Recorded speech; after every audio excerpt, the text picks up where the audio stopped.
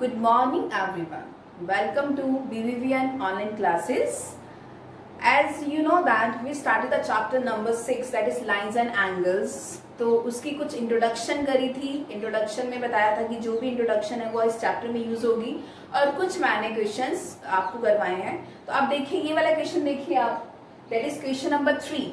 Okay, so उसने ये कहा है कि PQR is equal to PRQ. PQR is equal to PRQ means ये दोनों एंगल्स जो है वो क्या है, इक्वल है. Okay, so then prove that PQS. तो आपको ये बताना है, फिर ये बताइए कि PQS मीन्स यहाँ जो भी एंगल होगा और PRT यहाँ वाला एंगल, ये दोनों क्या है, इक्वल है. आपको ये प्रूफ करना है. ठीक है, तो सबसे पहले ये तो गिवन है. गिवन में क्या दे रखा है, गिवन दिया है आपको PQR is equals to PRQ. ठीक है, हम क्या करते हैं, इसको नाम दे देते हैं कुछ. हम इसको सपोज मैं इसको एंगल 1 दे देती हूँ, इसको एंगल 2 दे देती हूँ, इसको एंगल 3 दे देती हूँ, एंगल 4 और that is angle number 5. Okay, मैंने इनको नेमिंग कर दी उनकी. इजी रहेगा क्वेश्चन करना. तो इसका मतलब मुझे ये बताना है, गिवन में ये क्या है कि PQR मतलब एंगल 2 और एंगल 3 इक्वल है. ठीक है, यहाँ ये लिख लीजिए, यहाँ ये लिख लिया, angle 2 is equals to angle 3. मैंने इसको नाम दे दिया, एंगल्स दे दिए. ठीक है, एंगल्स के नाम दे दिए, 2 और 3 दे दिया. ठीक है, और मुझे 2 प्रूफ में क्या करना है, देखो 2 प्रूफ में क्या करना है मुझे ये बताना है कि PQS मीन्स PQS. तो PQS की साइड पे कौन सा एंगल है, द एंगल इज 4. तो आप ये बताना है angle 4 is equals to PRT. So angle 5 के इक्वल. ओके, ये बताना है. अच्छा, इससे पहले हमने ये प्रॉपर्टी करी है. प्रूफ करने से पहले मैं आपको एक बताती हूँ. प्रूफ कर लिखते हैं यहाँ पे कि हमें बताया कि अगर एक ट्राइंगल है, ठीक है, ये ट्राइंगल है हमारा, तो ये जो बाहर है, ये अगर लाइन ये प्रोड्यूस की जाती है बाहर की साइड पे, तो ये क्या बनता है, ये बाहर जो एंगल होता है उसको बोलते हैं एक्सटीरियर एंगल. मतलब जो बाहर होता है, ये जो एंगल है 1 2 3, ये क्या होगा, इंटीरियर, क्योंकि ट्राइंगल के अंदर है. और ये जो बाहर है वो क्या होता है, एक्सटीरियर एंगल होता है. जो एक्सटीरियर एंगल है, सपोज में यहाँ पे 1 है, 2 है और 3 है. अगर मैं बोलती हूँ चलो बताओ कि एंगल 4 किसके इक्वल है, तो आप ये बोलोगे angle 4 is equal to angle 1 plus angle 2. तो ये क्या बोलते हैं, एक्सटीरियर एंगल प्रॉपर्टी. ओके, ये एक्सटीरियर एंगल होते हैं, मतलब बाहर वाला एंगल. तो वैसे ही अगर मैं प्रूफ में ये करती हूँ कि इन ट्राइंगल यहाँ पे ये क्या है आपका, दैट इज एंगल नंबर 4. अगर मैं ये बोलती हूँ इन ट्राइंगल, नाम ले लीजिए, that is PQR, triangle PQR. अगर इसकी बात करते हो तो एंगल नंबर 4, अगर मैं बोलती हूँ एंगल नंबर 4 किसकी इक्वल है, तो आप यही बोलोगे एंगल 1 और एंगल 3 के. तो यहाँ पे लिख दो एंगल 1 प्लस एंगल 3. तो यहाँ पे लिख दीजिए exterior angle property, exterior angle property. Okay, तो उसके बाद वैसे ही अगर मैं बोलूँ एंगल 5 किसकी इक्वल है, तो आप क्या बोलोगे, angle 5 is equal to angle 1 और एंगल 2 के. ठीक है, एंगल 1 और एंगल 2 के. तो एंगल 1 प्लस एंगल 2 के, ये भी क्या हो गया आपका, एक्सटीरियर एंगल प्रॉपर्टी. ओके, अब हम क्या करेंगे यहाँ पे, अगर मैं इसको देखो 1 और फ्रॉम सब्ट्रैक्ट कर देते हैं. सब्ट्रैक्ट करने के लिए इनको नाम भी देना पड़ेगा. इसको नाम दे देते हैं 1, इसको नाम दे देते हैं 2 दे देते हैं. ओके, अब ये कहते हैं सब्ट्रैक्ट 1 फ्रॉम 2. ठीक है, तो 1 को 2 से सब्ट्रैक्ट कर देते हैं. अगर सब्ट्रैक्ट कर देंगे तो ये कितना हो गया, ये आपस में कैंसिल हो जाएगा. ठीक है, आप क्या हो जाएगा, ये आपस में कैंसिल हो जाएगा आपका.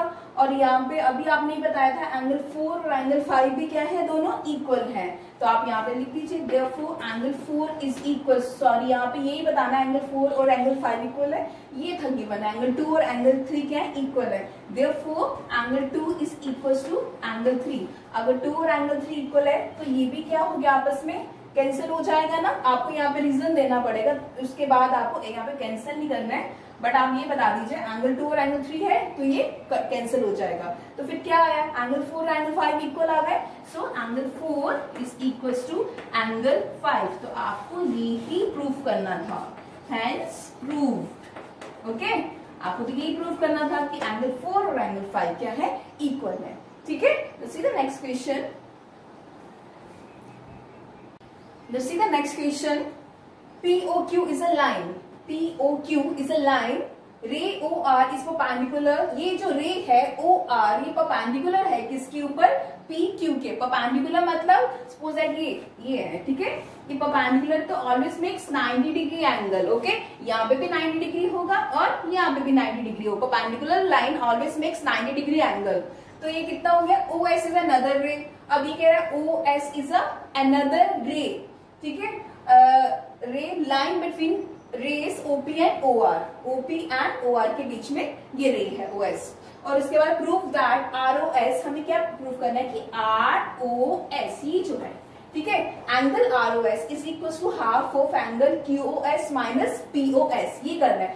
सबसे पहले हम ये करने के लिए, अब ये देखिए यहाँ पे क्या दे रखा है, ये परपेंडिकुलर लाइन. तो एंगल देखो यहाँ पे मैं लिख रही हूँ एंगल दैट इज ROQ.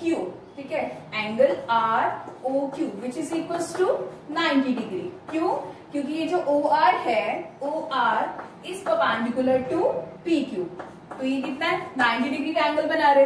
तो वैसे ही अगर ये 90 है तो ये भी पूरा कितना होगा? 90 डिग्री होगा, क्योंकि परपेंडिकुलर लाइन है. तो यहाँ पे ऐसे लिख सकते हो एंगल POR, एंगल POR ये भी कितना होगा?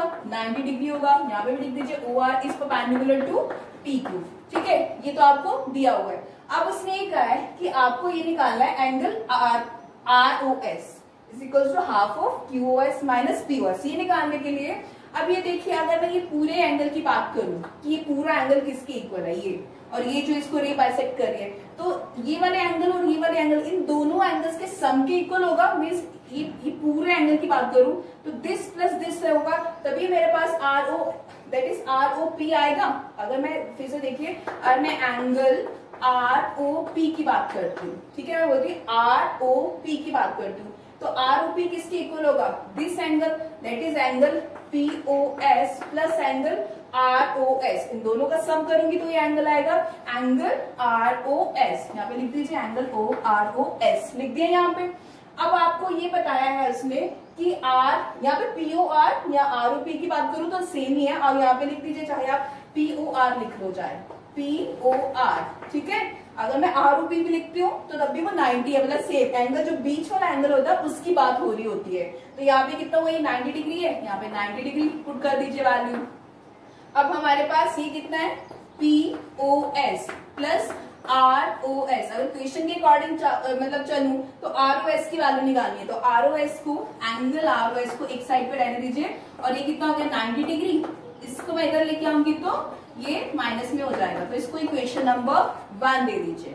ओके, अब मैं क्या करूंगी, अगर मैं इस पूरे एंगल की, वैसे ही इस पूरे एंगल की बात करें तो दिस प्लस दिस होगा. ठीक है, अगर मुझे क्या निकालना है एंगल, अगर मैं इसकी बात करूं कि मुझे एंगल ROQ निकालना है. देखो, अगर मैं यहाँ पे लिख रही हूं एंगल ROQ निकालना है, ROQ. ठीक है, तो ROQ निकालना है. ये तो सॉरी, ये तो 90 डिग्री दे रखा है, तो ROQ की बात नहीं करते हम यहाँ पे, हम एंगल ROS की बात करते हैं, क्योंकि मुझे ROS की बात यहाँ पे चाहिए.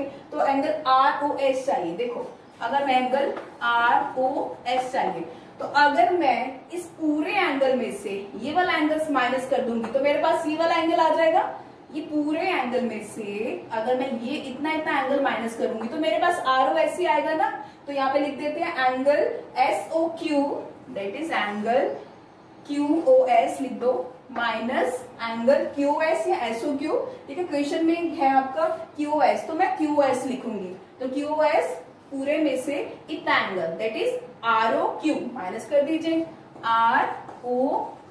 दैट इज ROQ माइनस कर दीजिए.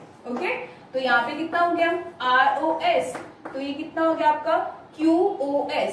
तो QOS कितना है हमारे पास? That is QOS. तो ये नहीं गिवन नहीं है, तो एज इट इज यहाँ पे लिख दीजिए QOS. और ROQ ये 90 डिग्री गिवन है, तो यहाँ पे क्या लिख दीजिए? 90 डिग्री ये आपको दे रखा है. ठीक है, अब मैं क्या करूंगी, इन दोनों इक्वेशन को, इक्वेशन नंबर 1 और इक्वेशन नंबर 2 को मैं क्या कर दूंगी? ऐड कर दूंगी. देखिए, जब ऐड करेंगे, add equation 1 and 2, this is equation number 2, इसको नाम दे दीजिए। अब जब ऐड करेंगे तो यहाँ पे क्या हो गया, अगर मैं इसको यहाँ पे लिख देती हूँ, ठीक है, ऐसे भी तो लिख सकती हूँ, पहले इसको लिख लेते हैं ROS, फिर इसको लिख देती हूँ, that is 90 minus angle that is POS, ठीक है। अब दोनों को ऐड करा तो ये कितना हो गया, 2 angle ROS is equals to, ये कितना हुआ आपका 90 माइनस, ये कितना हो गया 90 degree minus POS, plus add कर रहे हैं तो यहाँ पे प्लस आएगा, ये कितना हुआ QOS माइनस 90 डिग्री हो गया, ठीक है। ये और ये आपस में कैंसिल हो गए क्योंकि एक तो प्लस का था एक नेगेटिव था, तो देयरफॉर एंगल 2ROS किसके इक्वल आ गया, जैसे माइनस POS प्लस QOS है तो मैं प्लस वाला पहले ले लेती हूँ, माइनस का बाद में ले लेती हूँ, तो QOS माइनस ये उधर गया तो POS बन गया हमारा, ओके। अब मुझे किसका निकालना है, 2 एंगल ROS निकालना, सिर्फ ROS निकालना है, तो मैं सिर्फ एंगल ROS निकालना है, तो ये जो 2 है इनके डिनोमिनेटर में चला जाएगा, तो ये कितना हो गया हाफ, और यहाँ पे कितना हो गया आपका that is angle QOS minus POS, देखो QOS माइनस POS, तो यही हमें प्रूफ करना था, ठीक है। This is not a difficult question, अगर आपको सपोज अगर आप एक बार देख रहे हो वीडियो को नहीं समझ आया फिर से देखिए, डेफिनेटली आपको समझ आ जाएगा। This is very easy question. एक और चीज बताना चाहती हूँ कि अगर मैं QOS लिखती हूँ, सपोज QOS लिख देती हूँ, ठीक है, मतलब सिर्फ एग्जांपल दे रही हूँ डायग्राम से नहीं, और यहाँ ऐसे लिख देते हैं ROS, एंगल की बात करते हैं, तो मतलब मैं इस जो बीच वाला एंगल होता है उसकी बात हो रही होती है, ठीक है, जो बीच वाला एंगल है उसकी बात कर रहे हैं, या ऐसे भी QOS है, या मैं लिख देती हूँ SOQ, तो मतलब इसका मतलब सेम ही है, डिफरेंट नहीं होगा, ठीक है। कई जब मैं आपको बता रही थी तो मैंने आपको ये बोला था कि अरे यहाँ पे SOQ है तो चलो QOS लिख देते, मैं इसलिए बोल रही थी क्योंकि मैं क्वेश्चन के अकॉर्डिंग बोल रही थी आपको, ठीक है। अब होपफुली क्वेश्चन आपको समझ आ गया हो। Let's see the next question. Let's see this question. It is given that angle XYZ is equal to 64 degree and XY is produced to point P. Okay, ये आपको XYZ, ये डायग्राम आपको given नहीं है, मैंने ड्रॉ करा है, ठीक है। तो XYZ कितना दे रखा है, 64 डिग्री दे रखा है। XY is produced to point P, XY को P पॉइंट तक प्रोड्यूस कर दिया, पहले एंगल 64 बना के P तक प्रोड्यूस कर दिया। अब उसने कहा है draw figure from the given information, okay. अब उसने इफ रे YQ, लाइक ये YQ रे क्या कर रही है, बाइसेक्ट कर रही है, YQ bisect angle ZYP, ZY that is ZYP को कौन सी रे, YQ, दिस रे YQ, इनको बाइसेक्ट का क्या मतलब होता है, इक्वल एंगल्स में डिवाइड करना, ओके। तो तभी मैंने यहाँ पे क्या ले लिया, A और A ले लिया, आप X ले लो, Y ले लो, कोई भी वेरिएबल ले लीजिए, मैंने A ले लिया, क्यों, क्योंकि बाइसेक्ट का फिर से बता रही हूँ क्या मतलब है, जो ये एंगल आएगा वो ये एंगल होगा, ओके। यहाँ पे A लिया तो मैंने वो एंगल अब निकाल के पता चलेगा, बट बाइसेक्ट का मतलब ये अगर ये बाइसेक्ट करिए तो दोनों एंगल्स जो होंगे वो सेम होंगे। अब क्या कहता, फाइंड XYQ, आपको निकालना है XYQ, ये एंगल निकालना है, उसके बाद निकालना है and reflex angle QYP, that is QYP। Obviously ये एंगल और ये एंगल तो सेम होगा, फिर इसका रिफ्लेक्स एंगल निकालना, वो कैसे निकालना है, लेट्स स्टार्ट द क्वेश्चन। मैंने आपको ये बोला था अगर ये एक स्ट्रेट लाइन है, ठीक है, और अगर एक रे है यहाँ पे, तो ये पूरा एंगल का सम कितना होता है 180 डिग्री, तो उसको क्या बोलते हैं, लीनियर पेयर बोलते हैं। तो वो करने के लिए हम क्या करेंगे, एंगल ये वाला that is 64 degree, okay, plus A, इनका तीनों का सम कितना होगा 180 डिग्री होगा। क्यों होगा, क्योंकि ये लीनियर पेयर है, यहाँ पे लिख दीजिए दैट इज लीनियर पेयर, ठीक है, लीनियर पेयर पे है तो 180 डिग्री सम होगा उनका। अब आपको ये कितना हो गया 64 degree, A plus A that is twice A is equals to 180 degree, तो ये कितना हो गया 2A is equals to 180 degree minus 64 degree, okay, twice of A। अब देखिए यहाँ पे ट्वाइस ऑफ A कितना हो गया 180 में से 64 माइनस कर दिया, 10 में से 4 गए दैट इज 6, 7 में से 10 में से 4 गए 6, 7 में से 6 गए दैट इज 1, और ये 1 एज इट इज आ जाएगा, तो ये कितना हो गया 116 डिग्री 16। डिग्री। अब मुझे ए की वैल्यू निकालना है, तो 116 और 2 डिनोमिनेटर में आ जाएगा, 2 5 10, 2 8 16, तो ए की वैल्यू कितनी हो गई, 58 डिग्री हो गई। ओके, तो ये ए जो है ये तो हमारे पास कितना आ गया, 58 डिग्री। तो ऑब्वियसली ए भी कितना होगा, 58 डिग्री होगा ना ये भी, ठीक है। बट उसने क्या बोला था, बाइसेक्ट फाइंड करना है एक्स वाई क्यू, मीन्स आपको एक्स वाई क्यू निकालना है। तो अगर मेरे पास क्यू वाई जेड आया है अभी, तो एक्स वाई क्यू निकालना है, तो इस एंगल का सम और इस एंगल का दोनों को सम करूंगी तो मेरे पास आ जाएगा। तो क्या करेंगे हम, ये वाला एंगल निकालने के लिए एक्स वाई क्यू निकालने के लिए, ठीक है। सी एक्स वाई क्यू, ये पूरा एंगल निकालने के लिए इन दोनों का सम करूंगी तो आ जाएगा।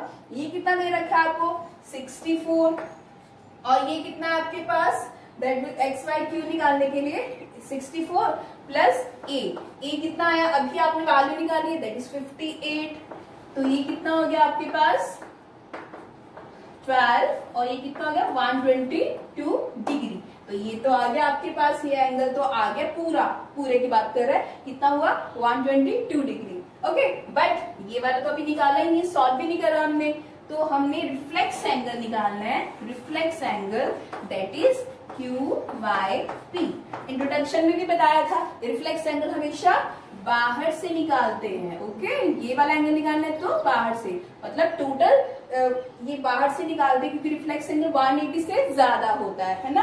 तो नीचे से निकालेंगे तो ये कितना हो गया, ये 360 डिग्री में से, मैंने आपको तभी भी बताया था रिफ्लेक्स एंगल निकालने में 360 में से ये वाला एंगल निकालना है, तो ये वाला एंगल आपने निकाला था 58 डिग्री, तो इसको माइनस कर दीजिए तो आपका रिफ्लेक्स एंगल आ जाएगा। सी 360 में से 58 सब्ट्रैक्ट करते हैं, 10 में से 8 गए दैट इज 2, 5 में से 5 गए 0, और ये कितना हो गया 3, तो ये कितना एंगल आ जाएगा आपका 302 डिग्री। ओके, आपने दोनों एंगल्स की वैल्यू निकाल दी। This is very easy question, very easy exercise. Okay, but बच्चे जब भी ज्योमेट्री सॉल्व करते हैं, ज्योमेट्री वाले क्वेश्चन से बहुत ज्यादा उनको डर लगता है, ठीक है। तो आपको बिल्कुल भी ऐसे परेशान नहीं होना है, कोई भी प्रॉब्लम हो you can send me message, you can call me so that I can solve your problems. Okay, till then thank you.